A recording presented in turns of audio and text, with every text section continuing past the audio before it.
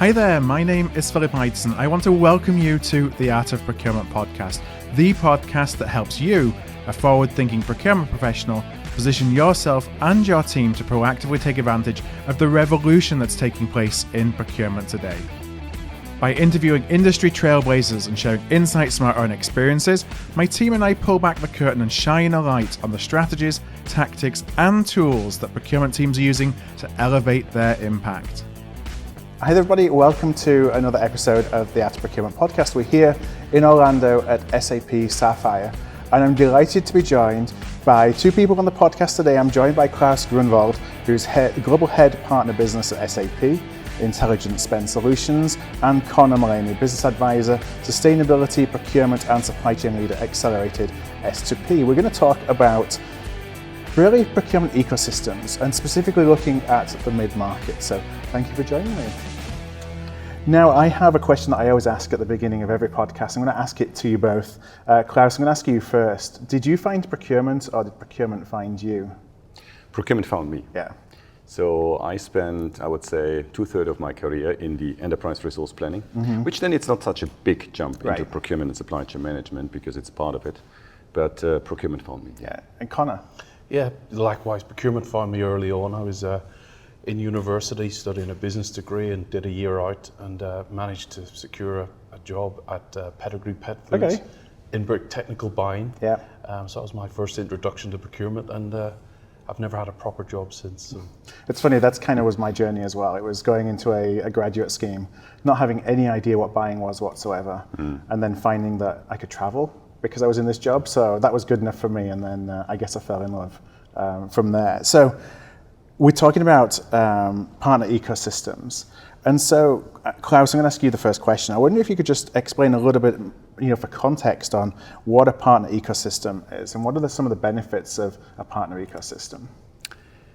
A lot of people might think partner ecosystem is, especially when it's about software from SAP, it's about implementation. Services, so there is a software, somebody has to then adjust it for these customers' needs.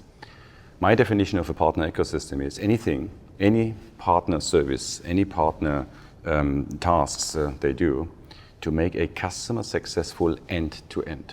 So the entire customer lifetime, which a customer is using a software solution, getting value then out of the software solution is what a partner ecosystem does. Does not necessarily have to be one partner. Can be multiple partners in that step, while we see more and more partners now doing the entire customer lifetime. So selling, servicing, the adoption, the post-go live is very important, and then very often also having specific last mile solutions in order to then make these customers gaining the value out of the software solution according to their special needs in procurement and in supply chain management. And now, would those partners be more specific to services, or are you looking at other partners that you have from a software perspective as well that can come and kind of take the adoption of SAP, for example, to the next level because they're complementary to what you have at SAP?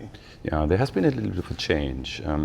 Often you saw that SAP standard software partner with the implementation services and then very custom specific software solution, almost customization for that specific use case or task they had to fulfill. This became more standard by partners now. So partners also see, or the entire ecosystem of SAP sees, that those solutions which we have in standard, and of course we don't cover the entire portfolio which a customer is asking for, that gives a great room, a great opportunity for partners to build niche solutions, local solutions, vertical solutions, and bring them into a market for multiple customer use cases. So not just very custom specific, actually also going in what we do at SAP, also coming into software solutions, which is great for the partner because they can gain more customers and can make these customers from their customer lifecycle again very successful. Yeah. So that's a bit of a change what we've seen in the recent years. And building on top of the infrastructure of an SAP instance, for example. So Conor, for your role at Accelerated S2P, what is your role within that SAP ecosystem? What do you play?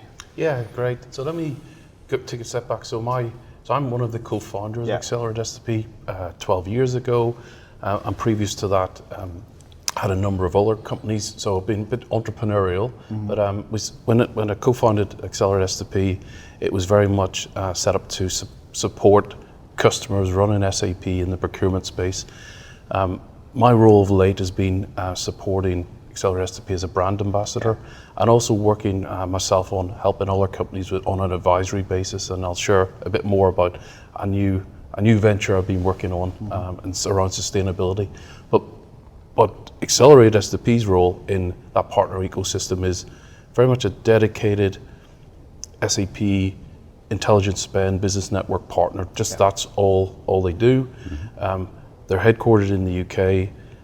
We're headquartered in the UK and folks with offices in the US covering the Americas, and Australia covering Asia Pac. So, and that role it's not just, it's helping large and small customers. So small companies. I know we're focused on mid-market today.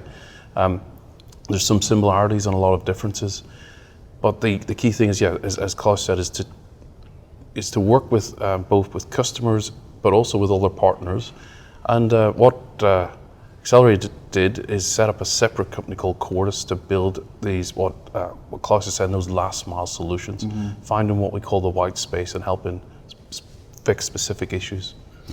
So we want to talk about mid-market specifically, and Claus, I'm going to ask this to you first, but of course, Conor, feel free to jump in as well. What are some of the unique challenges that you see as you're observing mid-market companies, and how do you see them leveraging your partner ecosystem to actually overcome some of those challenges? That's for us at SAP, the ecosystem in market, that's for us super important. The reason for that is, even though SAP is a huge company, SAP can't be everywhere. And when you look at the mid-market, it's a very local business. So it's not like you have like a large enterprise with huge enterprises, you have a headquarter, they might have subsidiaries all over the world. It's a very local business in that market unit, in that niche, where that customer is doing business and is being successful. Now, we are leveraging the ecosystem, because the ecosystem is also everywhere.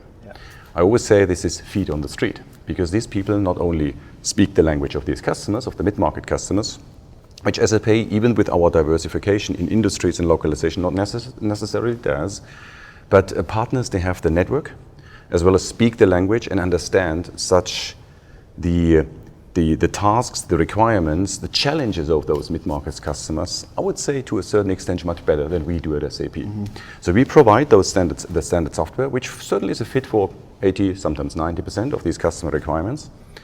And then the ecosystem, the partner in that space, is delivering, as I just said, the last mile, and is covering that mid-market customer end to end. So for us, it's a possibility in mid-market with the ecosystem to scale, which SAP would never be able to do by itself, which is why the partnership to smaller and to large partners in the ecosystem space is so important for us. Now, and I should have asked this before, how do you define mid-market? Do you have a specific kind of boundary that you put around mid-market?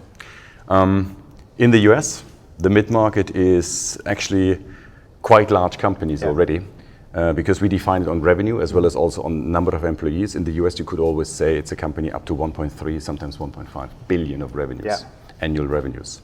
While to the other extreme, you go to India, where you have a different buying behavior as well as also economics.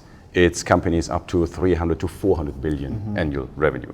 So we take that very locally, which is one of the other reasons why the ecosystem again is so important, because once again, an ecosystem, a partner in the local space understands that much better, and therefore also of course have their own definitions of mid-market and then serve that mid-market much better than SAP can ever do.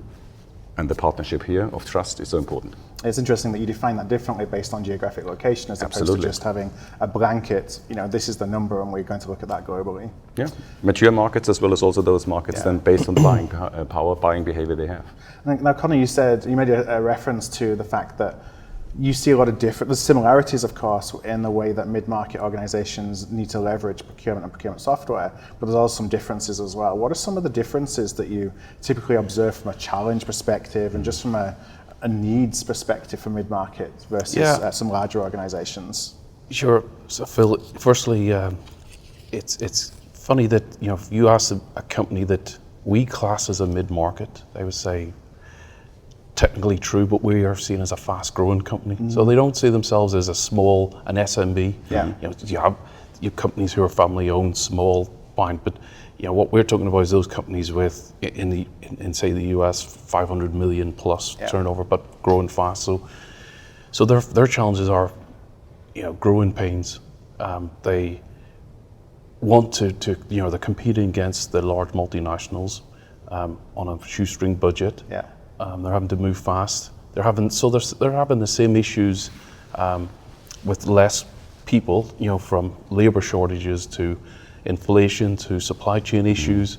So very much similar, but they're doing it with I would say a skeleton group. Yeah. So there's some of the challenges. So, and look, the companies I speak to and work with is they see themselves as, well, they maybe working on fine margins. So anything they do, they really have to think through that could have a big impact on their business versus a multinational could do a project. Okay, it doesn't go well, fine, we park that, we move on somewhere else. So, the differences are, I think, really the commitment to doing a project and to making sure it works. Yeah. Do you see that the business? Sorry, go ahead, Claus. You say a very, very important thing. Often people think mid-market is different to large enterprises. No. They have the same business processes like large enterprises, maybe not to the extent that there's so much volume going over the business process. No. But mid-market, I think, they even have more challenges, especially in times like these, because of cash. Large enterprises usually have cash and they can operate with their cash. The constraint for mid-market companies is the cash situation very often, which makes procurement very important, because that's where cash goes out of the house. And so this is what I see currently. Yes, same challenges from a business process perspective, which also by software then makes a good difference. But more challenges, maybe sometimes opportunities on the financial side. Very often I see that. And that's a bit what you understand, what the partners understand better, because that's your daily business as well, because many of our ecosystem partners are also mid-market companies. Yeah. That's your daily in and out, bread and butter. So exactly, Claus. So when we go and talk to a customer in the mid-market, fast growing, you have to take a different lens. You have to think from the financial, from their ability to deliver, that you have to carve things out a bit more and do it a bit more, I would say, in a bit more of a roadmap and piecemeal, but making sure that they're getting that value to be upfront. So that's important. But big companies will say we need to do that as well. But as you say, it's having that one eye on the cash. Yeah, and I think it's really interesting from a procurement professional who might be listening, because we're often conditioned to build our value proposition internally as a procurement group on cost savings, and we've done a lot of content on whether that's the right or the wrong thing, but that's still what happens. Talking about mid-market, but cash being so important, it's actually interesting from procurement is that's a value driver that procurement can bring is in cash management that is sometimes missed when we're actually trying to speak to the value proposition of procurement. Now, do you find, Conor, as well from a business case perspective, that those are often a little bit different from a mid-market organization or a fast-growing organization is coming in, perhaps wanting to bring some infrastructure but not at the extent of speed, whereas larger organizations are probably looking at it and it may be more of a cost savings-based business case?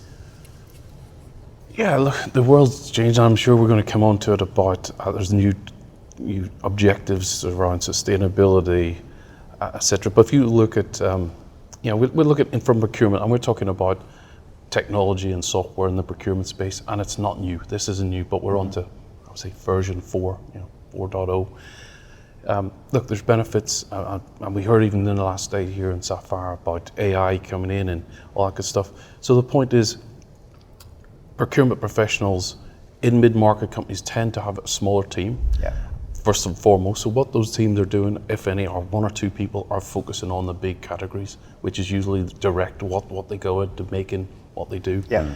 And everything else is left pretty much either not touched or a light touch. So that's first and foremost. So, and where I'm going with that is that there's a great opportunity for those fast-growing mid-market companies to embrace technology, to automate a lot, and to leverage the likes of digital sourcing's been around, e-sourcing platform, whatever you want to call it, for many years. And I try and speak to so many companies to try and show them, look, you don't have to be a global multinational to be able to leverage this technology. Here's how you can get it up and running in 2 weeks, and this is the benefits. So, and the benefit is you could start focusing more on what you're doing from a direct point of view, and automate a lot of the kind of categories and make savings. Now, I think a lot of our listeners, or certainly a portion of our listeners, will be within organizations that are in that growing category. Their companies recognize the value of strategic procurement, so they're starting to invest. They may have a small team, but they don't really have much of a technology footprint, and they're kind of wondering where to start. And when they're looking at where to start, they're probably thinking, I don't want to bite off more than, I don't want to go and go for approval for something that's too big of a business case, or I don't want to bite off more than I can chew. What are some of the ways that you, when you talk to organizations like that you're advising them to, like, where do you get started, and how that can actually be a relatively quick turnaround? It doesn't necessarily need to mean that you now have a 12-month implementation program with, hundreds of thousands of dollars, if not millions of dollars of implementation costs, because I think that scares people away sometimes. Yeah, Claus, I can go in there and get started. So look, as I say, I've been in this space for 25 years, and I've seen a lot, and I'm being a partner in different companies for SAP for 25 years. And whilst I love the software, it's great, I think SAP's come a long way to be more flexible over the last 10, 15 years for those mid-market companies. And what I mean is, we've had numbers of discussions of saying, look, you've got some fantastic software which was on-premise and now in the cloud called Ariba. It does all this fantastic stuff. It's fully integrated, but some companies just want, for example, a standalone sourcing application. So, and you can do that, so you can decouple that. And if you can make the price point that it's such that you only have a handful of users. So, and SAP and Ernst have listened to that and have come up with that to the extent where I've certainly seen in Accelerated SAP's helped companies get Ariba sourcing up and running in less than 2 weeks and run a sourcing event. I was talking to someone in the Accelerated SAP UK, and what they did a sourcing event for a pretty medium-sized, large food manufacturer on PP equipment, which is very topical. And this company saved on one event, I can't go into details, but several hundreds of thousands of dollars on one. That was pure savings that was able to fund, put in more technology in, hiring more people to do more sourcing. So it's kind of drives the business case, right? Yeah. So the business case is, it's not coming up with a fancy PowerPoint. Do a pilot, and Accelerate called sourcing as a service. Do a pilot on their technology with one category, get some savings, and then use that to move on. Claus, we've talked about building business cases and talked a little bit about cost savings, talked about cash management. You talked to a lot of organizations, obviously, as we think about expanding that value proposition. What are you hearing right now from customers, from potential customers, around factors like risk, geopolitical risk, about sustainability, and how that is starting to play into how they're looking at what you need from a technology perspective? Yeah, so our job at SAP is to listen to partners and to the market. So there's multiple input streams, and then of course build a software which can be used by Conor and other partners to make customers live in a short period of time. So what's happening at the moment, besides, and I come to that in a second, on those supply chain issues, geopolitical issues, which many of our customers don't have a lot of influence in, they just have to take it as is. But there's multiple streams going on, which makes, and we had that in the beginning on the procurement topic, which makes procurement probably not sexy, but very strategic again. And that was not always the case. You mentioned that just, Conor, because a lot of mid-market and large enterprise companies, they think of direct material sourcing first, because that goes into production or into their services, which they make money with. So that's typically organized. That supply chain, they had to optimize over the last 20 years. There were multiple flavors. Take a warehouse out, go down with inventory, get your logistics and transportation in order, all of those things. And they're most likely the strategic intent was get the product for my production on a cheap way. So the price was a characteristic as well as quality. So that's direct material. What you then did very successfully in the last years was looking at the unmanaged spend, which is indirect procurement, which is all of those products which not directly go into the production or into the services which the company sells, but keeps the company alive. Can be coffee, can be all of those things, but make the company alive. That's indirect. This is what we got with Ariba and all of those products which we got under control in the last, I would also say, 10, 15 years. But now the big change is the direct material spend is under pressure because of geopolitical instability. Again, you don't really have influence on that. Supply chain is breaking here and there, and that comes into the play now, where people trying to work on those daily problems, so to say, and now comes the big next disturbance or disruption, which sustainability. Yeah. So far it was price and quality, and now it's sustainability, either waste, inequality of labor, the carbon emissions, because, I mean, you see I'm from Germany. In Germany we have this Logistikkettenliefergesetz, which is, don't even try to, I mean, I can't speak about that word. However, the thing is, if you don't fulfill those criteria, then you pay an additional tax. Yeah. Now, as a chief procurement officer, your task is, okay, I need to get the price under control. Is it a good idea to still have a low cost manufacturing somewhere in the world, but we are adding through transportation, either waste, carbon emissions, maybe I'm even running into the risk that the manufacturer, whoever they are, is having bad quality of labor. So I might be ending up in the press with bad press. So those are the things which procurement officers now have to take into the equation. Where does sourcing come from? So sourcing, all of a sudden, is strategic again. It's not just price and quality. There comes a third criteria, and that makes procurement, for many of the companies, large and small, put them in the center again. Get your supply chain under control, get the spend under control, because if that spend goes out of control because the sustainability costs go through the roof, you don't look very nice. Yeah. And that's nice for us to hear at SAP, because we have solutions. But now the challenge is how to leverage the ecosystem to say you can not only deliver on what we deliver as a software solution, but also can make the strategic transformation for your customers. It's a big, not only business, it's a big challenge and a big task to do to get those customers into that next level of procurement. Yeah. So it's probably procurement 5.0 already, when you spoke about 4.0, which is good for us in that business, which is of course a huge task for our clients at the moment. Now, and I think that legislation in Germany is, it will start to move around the world. So it's right now in a lot of regions across the world, it's more based on reputation and reputation management. But ultimately, legislation like that will continue to be adopted around the world. So in 10 years' time, for example, it's not just reputation. It's I bet it goes quicker. Yeah. Because no supply network is isolated. Even if you're a German company, but you have suppliers in Southeast Asia, in Latin America, in North America, those suppliers fall under the same regulations, because otherwise all of a sudden the German, because it's starting in Germany, the European OEM or original equipment manufacturer does not fulfill the standards in the local country because they're working with suppliers from somewhere which do not fulfill those standards. Yeah. So it's already global, worldwide. It goes much quicker than 10 years. Interesting. Conor, I know this is, you said at the beginning of the conversation, this is an area that you certainly have some passion around and that you're working to support your clients in different ways in supporting sustainability requirements. I wonder if you could talk a little bit about what it is that you're doing. Sure. This is a world exclusive. This is a first I've delivered kept, but I've been passionate, as we all have been, about sustainability and our own personal recycling over the years. But so today we're launching, I'm launching a new business called Business Resilience Solutions, BizRes, with a focus on building sustainability solutions for procurement on top of SAP, leveraging all the great SAP assets.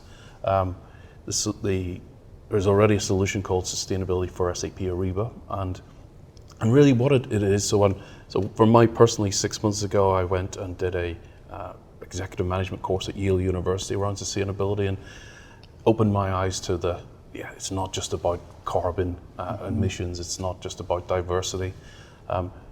It's about the challenge, bringing it back to procurement, the challenge that procurement have is, and again, it's large and small, and it's really the large companies driving it, but as Claus said, regulations, like LKSG, I'm not going to try and pronounce, in Germany, is affecting it. It's months and months away. Each country's come out.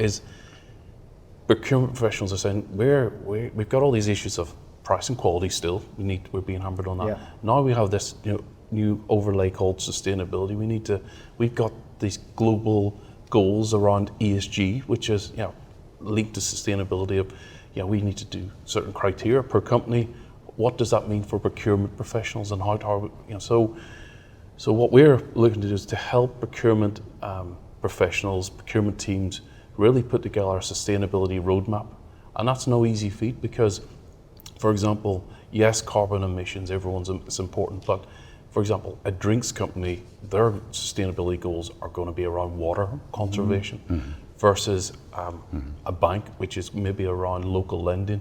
So these are two different drivers. So procurement needs to think differently. So yeah, that's hot off the press, but and it's a passion we see it only becoming more and more important around sustainability. But to Klaus's point around, there's so much that you can do within existing solutions. And let me give you an idea of. So we talked about sourcing and sourcing technology, and typically used for doing sourcing, going out and tendering and doing auctions. But there's functionality in there, for example, called forward auctions, where I'm a big medium-sized organization. I've moved office, and I've got 1,000 desks sitting around. What do I do with them? In the past, a lot of companies would just get rid of those. Well, I'll sell them on and call the circular economy, give them away to charity, but I can do it in a controlled way. So there's simple ways that we can leverage technology. But if we bring it back to mid-market companies, small, with the regulations that they're going to be impacted by, but not even they're impacted, but their big multinationals are asking them questions. How are you sustainable? And if you're not, they're not going to choose you as a customer.